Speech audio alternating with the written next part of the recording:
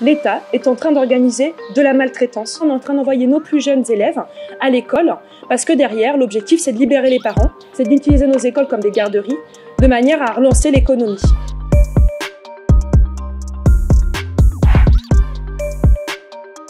C'est ici, en Seine-Saint-Denis, que la surmortalité est la plus importante, après le département du Haut-Rhin. C'est ici aussi que quand on a moins de 65 ans, on a plus de chances de décéder. On a des enseignants qui sont décédés du Covid, on a également des parents qui sont décédés. Très souvent, on a des parents qui occupent les professions qu'on a appelées en première ligne, aide-soignante, le gardiennage, le nettoyage, le commerce, les caissières. Donc la décision de réouvrir les écoles, les impacts, les risques, ils seront les plus importants pour notre population, pour nos élèves et pour leurs familles. 75% des parents de Seine-Saint-Denis ont annoncé qu'ils ne mettraient pas leurs enfants à l'école et qu'ils étaient opposés à l'ouverture des écoles. C'est-à-dire qu'ils sont prêts à se serrer la ceinture, mais ne pas envoyer leurs enfants à l'abattoir. En Seine-Saint-Denis, il y a 900 écoles. La semaine du 11 mai, moins de la moitié d'entre elles vont ouvrir. Concrètement, en maternelle, nos élèves ne pourront pas apprendre comme ils ont l'habitude d'apprendre, sur des ateliers, des manipulations. On ne va pas pouvoir avancer sur le programme. On sera évidemment plus proche, malheureusement, de la garderie qu'un véritable apprentissage.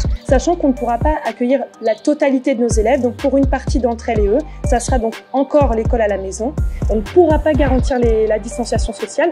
On ne pourra pas dire à un enfant qui est en pleurs de s'écarter, de ne pas toucher ses camarades de classe. C'est complètement irréaliste. On a un gouvernement qui dit cette réouverture, elle est notamment pour les élèves les plus fragiles, pédagogiquement, socialement. Comme chacun sait, il a été décidé le déconfinement scolaire à partir du 11 mai. Cette décision, vous le savez, obéit à un impératif pédagogique et à un impératif social. En même temps, on a appris que la Seine-Saint-Denis allait connaître 169 fermetures de classes à la rentrée.